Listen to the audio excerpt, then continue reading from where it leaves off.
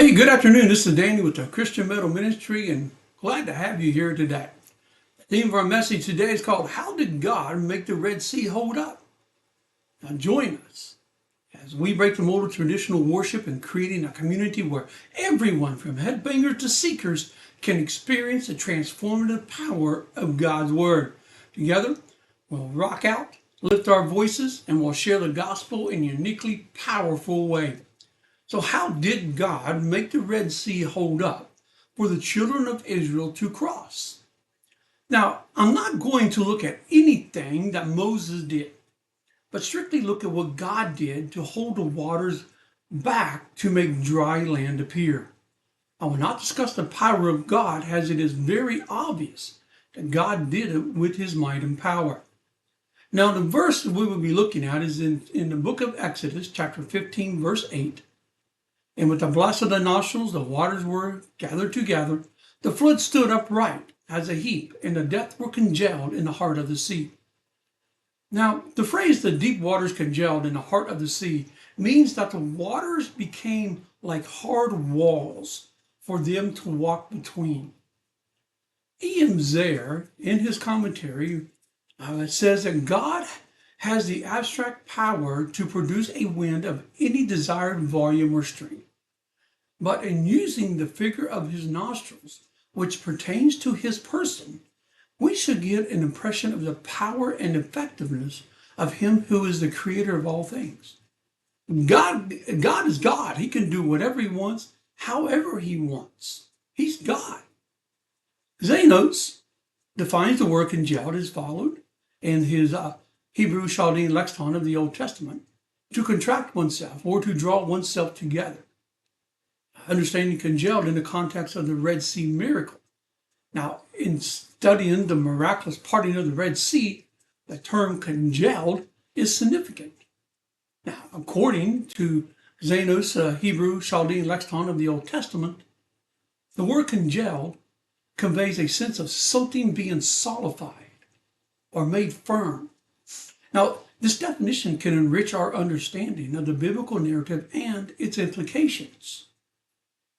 Now, the definition also suggests that when God parted the waters of the Red Sea, he not only opened a path, but he also ensured that the waters were held in place, creating walls of water on either side.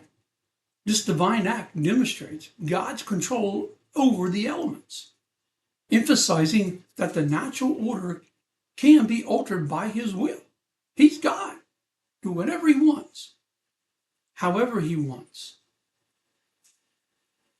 Now, the idea of congealing the waters illustrates God's direct involvement in the miracle. It emphasizes that the event was not merely a natural occurrence, something just happened all of a sudden by sheer coincidence, but it was a supernatural act reflecting God's omnipotence.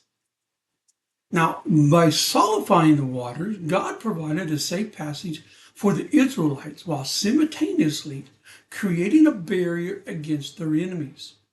This act symbolizes God's protection and his ability to deliver his people from danger.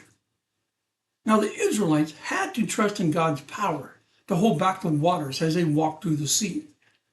The act of faith is foundational in the teachings of the church, encouraging believers to trust in God's promises during their own trials, struggles, and tribulations.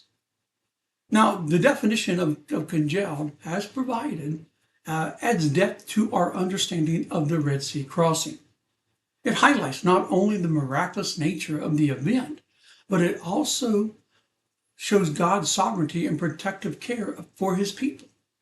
As believers reflect on this aspect of the story, they are reminded of God's power to intervene in their lives, solidifying their faith in his ability to provide and to protect. And we may simply say that God blew with a blast from his nostrils, or froze or congealed the waters of the Red Sea. This is why the waters stood up on each side as a wall, and the land became dry because God froze the waters. The deeps were congealed in the heart of the sea. Now, donating to the Christian Metal Ministry is a powerful way to support a community that embraces the outcast and misfits. offering a place of belonging and acceptance. Now, the Christian metal ministry blends the heavy metal culture with a message of hope and redemption, creating an atmosphere where individuals often marginalized by society can find solace and understanding. By donating, you're not just supporting a church, you're helping people everywhere. Regardless of their past, they can feel valued and loved. As the sun sets on this episode of the Christian Metal Ministry, and we conclude today's program, we encourage you to stay connected with us through our social media platforms and website. This is where you can find updates, resources, and ways to get involved in our ministry. But remember, you're not alone on this path. We are a family united by our love for Christ and our passion for metal music. So keep the faith strong and let the melodies of hope guide you forward. If you're looking to ignite your church or a event with the powerful message wrapped up in Christian metal themes, we'd love to connect with you. Schedule the Christian Metal Ministry for your next church event or your next church service. Until we meet again, may God bless you and keep you in His grace and rock on in the faith.